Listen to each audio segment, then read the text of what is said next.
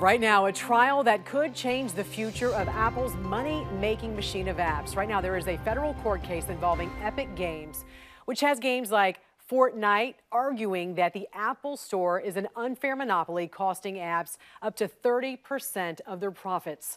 Well, here to put this into perspective for us is cybersecurity expert and attorney Leeza Garber. Leeza, thanks for joining us on the National Desk.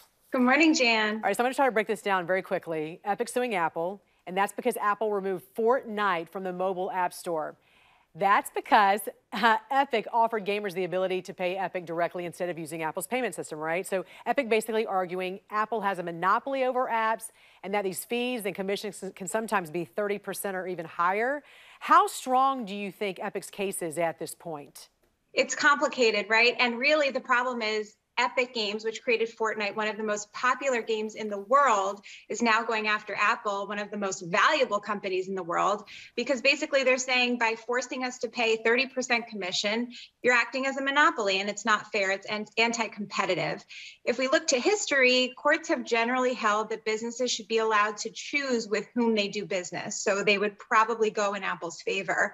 But right now, Apple's getting hit from all angles in terms of antitrust issues, anti-competition issues, with its App Store, with Apple Pay in the US and around the world.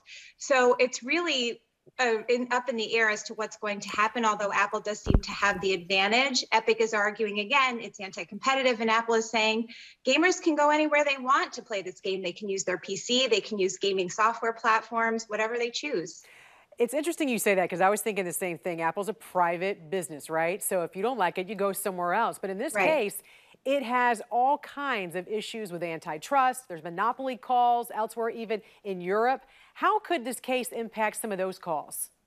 Depending on how the court rules, this could really invigorate other antitrust actions around the world. And most recently, the EU made a preliminary ruling against Apple. Spotify, a music streaming app, came for Apple at the EU, and the EU investigated, finding that Apple actually does act in an anti-competitive manner where they're forcing Apple payment usage by these apps. There were also questions about how the App Store commission issue operates. So we'll see this play out, but so far, the EU has said, yeah, this looks like an anti-competition serious issue. And when it comes to gamers and really just consumers in general, what's at stake here when there is no competition, when you have just Apple or Google or just a few places you can go to download these apps? Apple is saying the reason they charge these high commissions is A, as you said, it's a private company. It developed this software, it developed the Apple phone, it developed the platform, and that's what brings the consumers in. It's also because they vet every single app that goes into its store for security. And as you said, Google is also undergoing this for its Android phones because they also charge a commission. And many companies do this, even software, even app gaming platforms as well, like Nintendo. So the issue is really, what are they going to do in terms of charging consumers if they can't get that 30% commission fee? And why don't we have another platform? Why is it just Google and Apple? We just need more competition. And you would think by this time we would have already had that. That's a question that Apple's posing too. If companies like Epic, the creator of Fortnite, is unhappy, create your own platform that doesn't rely on Apple to bring in consumers and to have this really great ecosystem for apps. This is really trying to figure out who's going to win here, and it's a battle of huge giants already. But isn't it true that a lot of these smaller companies that are trying to create their own platforms are being gobbled up by Apple, by all these other bigger companies at this point?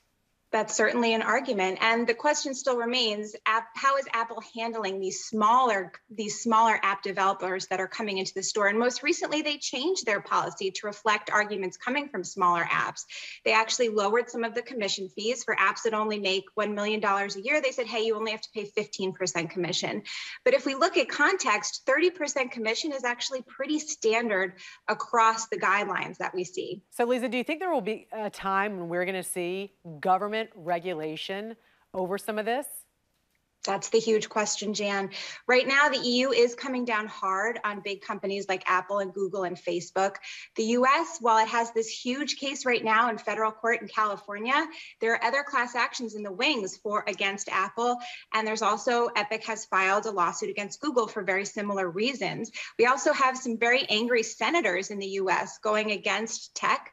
We have an FTC and an anti-competitive union that's really going after them. So I think we're going to see more our actions and really looking into how these big giants make money. Leeza Garber, always great to talk to you and get some insight on this. This is a closely watched case for a lot of consumers and a lot of folks in the tech world for sure. Thank you. Yes, thank you.